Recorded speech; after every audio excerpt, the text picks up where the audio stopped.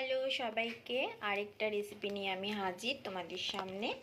তো আজকে যে রেসিপিটা করব খুবই সামান্য জিনিস দিয়ে হবে রেসিপিটা। তো প্রথমে আমি কড়াইটা বসিয়ে দিয়েছি, এবার তাতে একটু তেল দিয়ে দেব। খুবই সামান্য তেল দিয়ে দেব, দেখতে থাকো, একটা ভালো রেসিপি তৈরি হয়ে যাবে।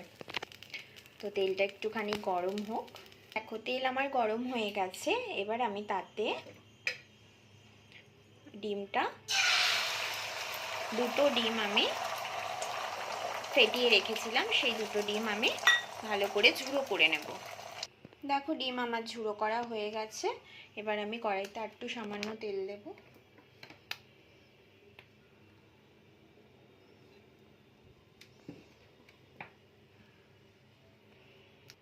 তেল আমার গরম হয়ে গেছে, এবার আমি ওতে আলু ছেড়ে দেব।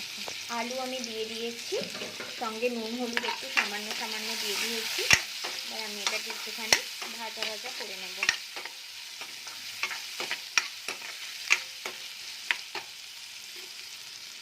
আলুটা আমার হাফ ভাজা হয়ে গেছে, এবার আমি এতে পেঁয়াজ কুচি দিয়ে দেব।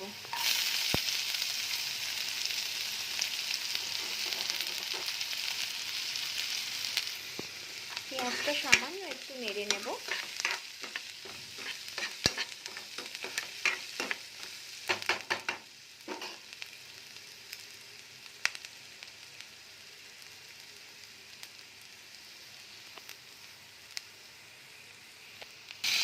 লঙ্কা টমেটো কুচি অ্যাড করে দিলাম।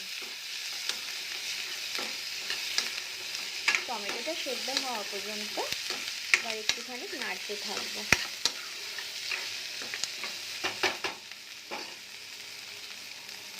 টমেটোটা অনেকটাই সেদ্ধ হয়ে এসেছে, এবার আমি এতে অ্যাড করে দেবো একটু আদা রসুন পেস্ট।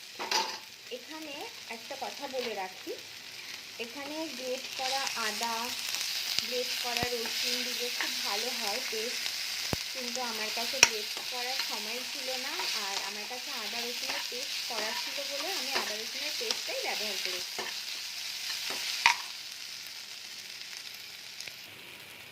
আদা রসুনের কাঁচা গন্ধটা চলে গেছে, এবার আমি একে একে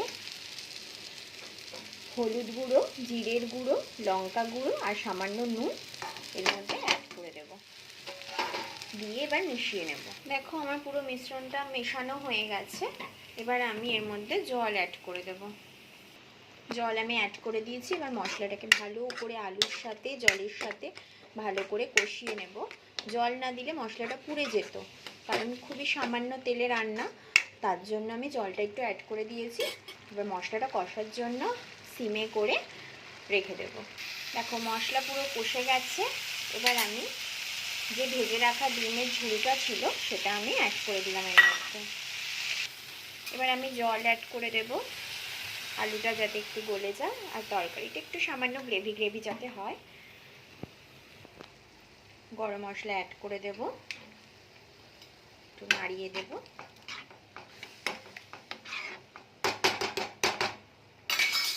এবার আমি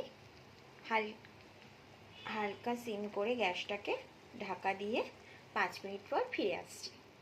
ফিরে আসলাম 5 মিনিট পর, দেখে নিই এবার।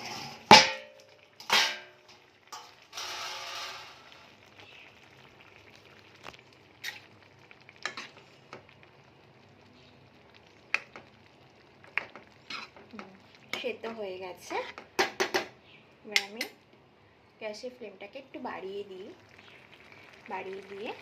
একটু ঢাকা দিয়ে দিই, তাহলে জলটা শুকিয়ে যাবে। দেখো এই হলো তরকারি। এটা রুটি পরোটা সব কিছুর সাথেই যায়, খুবই ভালো লাগে। তো আমার মেয়ের আবদারে আজকে এটা বানানো হলো। আমার মেয়ে খুব ভালোবাসে এই তরকারিটা, এটার নাম ছোটোবেলার তরকারি। তো যাই হোক, যদি ভিডিওটা তোমাদের ভালো লেগে থাকে বা রান্নাটা যদি ভালো লেগে থাকে, একবার বাড়িতে ট্রাই করো, আমাকে কমেন্ট করে জানিও। শেয়ার আর সাবস্ক্রাইব তো চাই। তো আজকের মতন টাটা, কালকে আবার নতুন ভিডিওর সঙ্গে আসবো।